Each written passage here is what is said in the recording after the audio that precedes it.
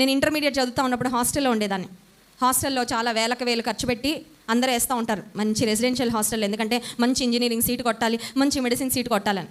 నేను ఉన్న ఊర్లోనే ఉంటా, హాస్టల్లో వేశారు మా మమ్మీ డాడీ. ఎందుకంటే ఇంటి దగ్గర ఉంటే నేను సేవ అని ఆ మీటింగ్లు ఈ మీటింగ్లు తిరుగుతూ ఉండి చదవనని మా నాన్నగారు బాగా చదవాలని హాస్టల్లో పడేశారు.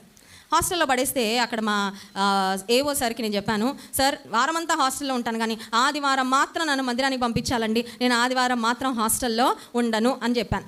సరే అన్నారు. ప్రతి ఆదివారం ఉదయము మరి కొంతమంది వచ్చి నన్ను పిక్ చేసుకొని వెళ్తుండేవారు మందిరానికి. సరే నేను పరీక్షల సమయంలో కూడా మండే ఫైనల్ ఎగ్జామ్ ఉంది అంటే కూడా నేను మందిరానికి వెళ్ళేదాన్ని. మందిరానికి వెళ్తున్న సమయంలో కొంతమంది స్నేహితులు ఉండేవారు నాకు, వారికి నేనంటే అసలు పన్ను. ఎందుకంటే నాకు ఏ పిచ్చి అండి.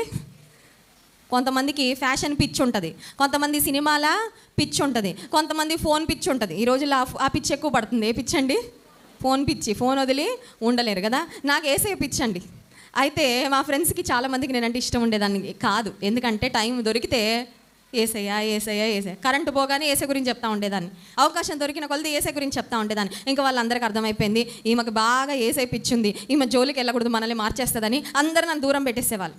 ఆ సమయంలో ఇంకా వాళ్ళకి మాట్లాడుకోవడానికి నేనే దొరికేదాన్ని. ఎందుకంటే మరి నేనంటే ఇష్టం లేదు కదా, ఏసయ్య పిచ్చని నేనంటే ఇష్టం లేదు కాబట్టి నన్ను గురించి ఎక్కడన్నా ఛాన్స్ దొరికితే నన్ను సూటిపోటి మాటలతో బాధ పెట్టాలని చూస్తూ ఉండేవాళ్ళు. సరే నెక్స్ట్ రోజు ఎగ్జాము, ముందు రోజు ఆదివారము, ఆ రోజు కూడా వెళ్ళిపోయా మందిరానికి వెళ్తూ ఉంటే వెనకాల గుసగుసలు ఆడుకుంటున్నారు. ఏంటంటే వెళ్తుందిగా టైం బాగా వేస్ట్ అయిపోద్దిలే, ఒక గంట సేపు అటు వెళ్ళడానికి, గంట సేపు ఇటు రావడానికి, అక్కడ మందిరంలో ఎన్ని గంటలు కూర్చుంటుందో మనం ఆ గంటలన్నీ చక్కగా చదివేసుకుంటే మనకు మంచి మార్కులు వస్తాయి, ఆ అమ్మాయి మనకన్నా కింద ఉంటుందని వాళ్ళ ఆలోచన. మాట్లాడుకునేవారు అన్నీ మాట్లాడుకున్నారు.